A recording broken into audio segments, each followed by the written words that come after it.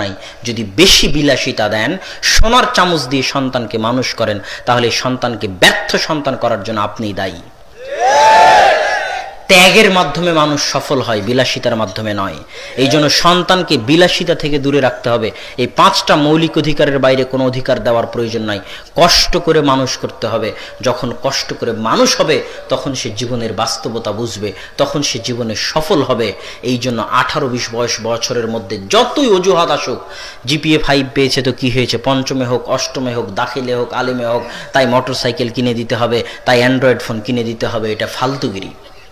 যদি বলেন যে আমি আমার সন্তানকে কন্ট্রোল করতে পারতেছি না, তাহলে আপনি যোগ্য পিতা নন। আপনি দেখবেন যোগ্য পিতা কাকে বলে। আপনাকে একজন যোগ্য পিতার ঘটনা শোনাই। আয়েশা রাদিয়াল্লাহু তাআলা আনহা বলতেছেন, সাকাতাত লি কিলাদাতুন, একবার যুদ্ধ থেকে ফিরছিলাম মদিনার মুখে, তো আমার গলার হার রাস্তায় হারিয়ে গেছে। কে বলছে? আয়েশা রাদিয়াল্লাহু তাআলা আনহা। তো গলার হার এমন জায়গায় হারিয়ে গেছে যেখানে পানি নাই। কি নাই? এদিকে সালাতের সময় হয়ে গেছে, গলার হার হারিয়ে গেছে, যেতেও পারছি না, পানিও নাই, সালাতেরও সময় হয়ে গেছে। এত কঠিন পরিস্থিতিতে আমার পিতা আবু বকর রাদিয়াল্লাহু তাআলা আনহু আমাদের খিমা, আমাদের তাঁবুতে প্রবেশ করলেন। এইদিকে মনোযোগ দিন।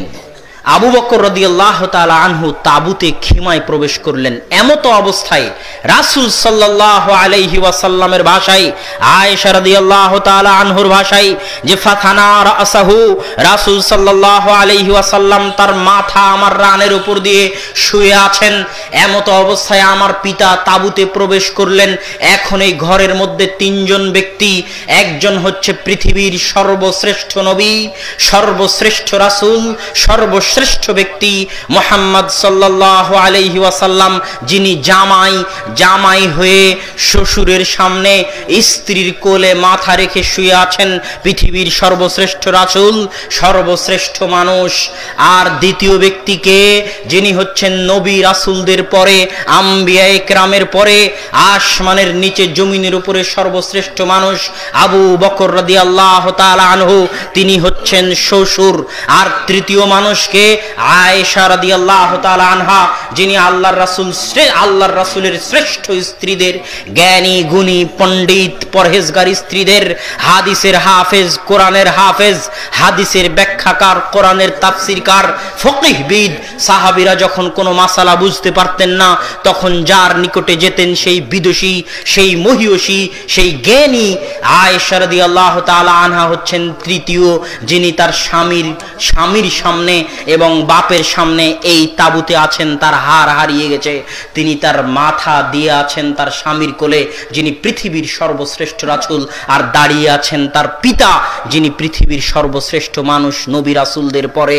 এখন এই সর্বশ্রেষ্ঠ মানুষে সর্বশ্রেষ্ঠ নারী মহিলাকে এমন জোরে মারলেন যে আয়েশা রাদিয়াল্লাহু তাআলা আনহা বলছেন, লাকাজানি লাকজাতান শাদীদা, এমন জোরে মারলেন যে পৃথিবীর সর্বশ্রেষ্ঠ রাসূল মুহাম্মদ সাল্লাল্লাহু আলাইহি ওয়াসাল্লাম যদি আমার রানের উপর মাথা দিয়ে শুয়ে না থাকতেন, আমি ছিটকে দূরে চলে যেতাম।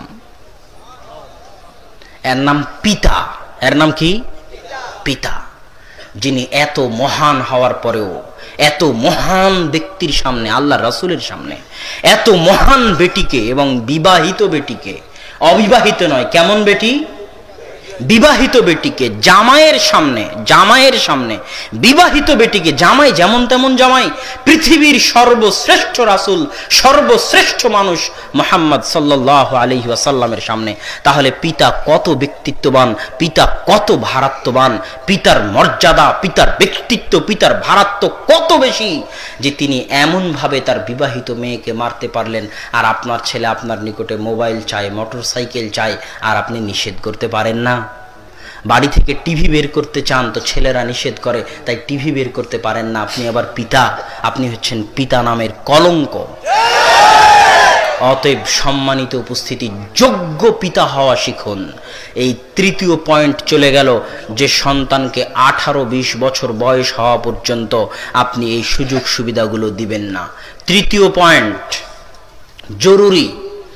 আজ বাংলাদেশের যত বই পুস্তক আছে, বাংলাদেশ মাদ্রাসা শিক্ষা বোর্ডের বই হোক আর বাংলাদেশ সরকারি স্কুল শিক্ষা বোর্ডের বই হোক, সব বই আজে বাজে গল্প গুজবে ভর্তি।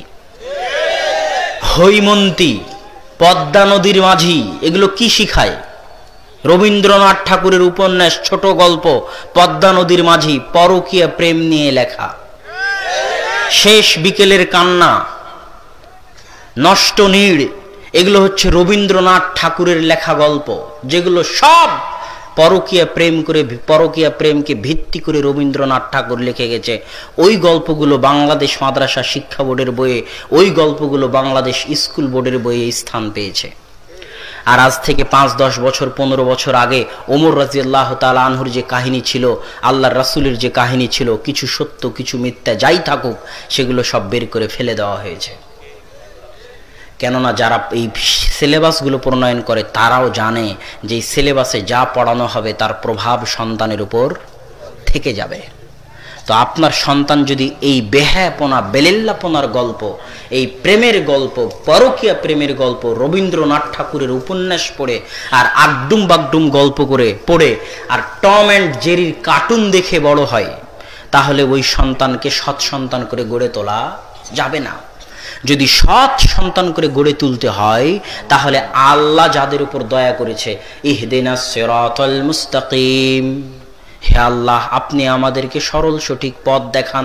কাদের পথ? যাদের উপর আনআমতা আলাইহিম, আপনি দয়া করেছেন, আপনি রহম করেছেন। আর এই সিরিয়ালের 1 নম্বরে আছে আল আম্বিয়া, নবীগণ। কারা? নবীগণ। এই সিরিয়ালের 2 নম্বরে আছে সাহাবীগণ। এই সিরিয়ালের 3 নম্বরে আছে আইম্মায়ে কেরাম, সালাফে সালেহিন, মুহাদ্দিসিনে ইদাম, ফুকাহায়ে কেরাম, তারা। তো আপনার সন্তানকে ছোট অবস্থায় 5 থেকে 10 বছর বয়সের মধ্যে স্কুলে যেহেতু এই আলতু ফালতু গল্পগুলো সে পড়তেছে, এগুলো তার মানসপটে দাগ কেটে যাবে। এই জন্য আপনাকে চেষ্টা করতে হবে আপনার সন্তানকে নবীদের কাহিনী, সাহাবীদের কাহিনী, সালাফে সালেহিনের কাহিনী শুনিয়ে বড় করার। মায়ের কাছে যখন সন্তান শুনতে চাইবে, আম্মা একটা কিসসা বলেন না, তখন মা যেন নবীদের কাহিনী শোনাতে পারে। কিভাবে ইব্রাহিমকে আগুনে ফেলে দেওয়া হয়েছিল, কিভাবে মুসার কাষ্ঠফলক বাক্স স্রোতের উল্টা দিকে চলল, কিভাবে মুসা তার শত্রুর বাড়িতে মানুষ হলো, কিভাবে ফেরাউন ডুবে গেল, কিভাবে ইউসুফকে কুয়াতে ফেলে দেওয়া হলো, কুয়া থেকে রাজার ঘরে কিভাবে চলে গেল, রাজার ঘর থেকে মিথ্যা অপবাদ নিয়ে জেলে কিভাবে গেল, জেল থেকে মিথ্যা অপবাদ থেকে মুক্ত হয়ে জেল থেকে বের সরাসরি মন্ত্রী কিভাবে হয়ে গেল।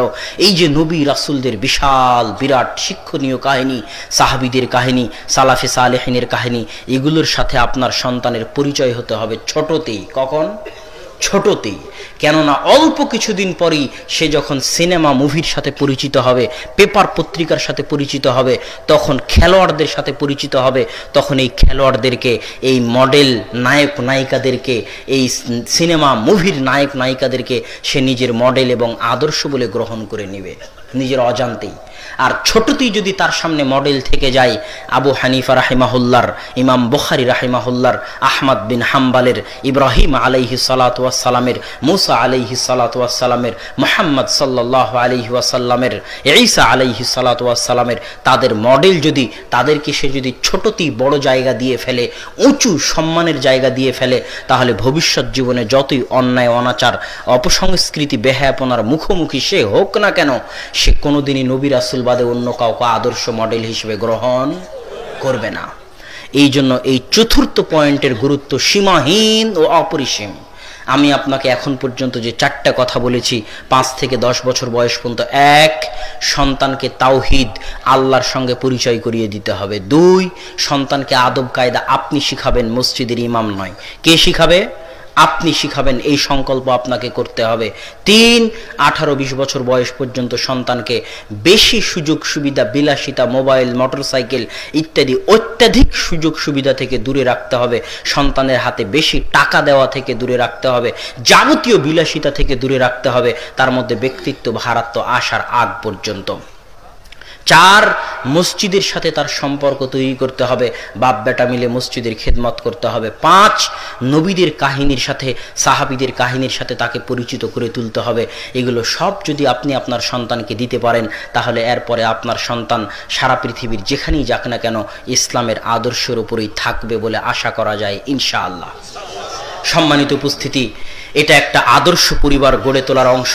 আমার বক্তব্যের আরও অংশ বাকি ছিল, কিন্তু আমি যেহেতু আমার সময় নাই, আমি রাজশাহীর উদ্দেশ্যে সফর করব, আমি আমার সংক্ষিপ্ত আলোচনা এখানেই শেষ করতেছি।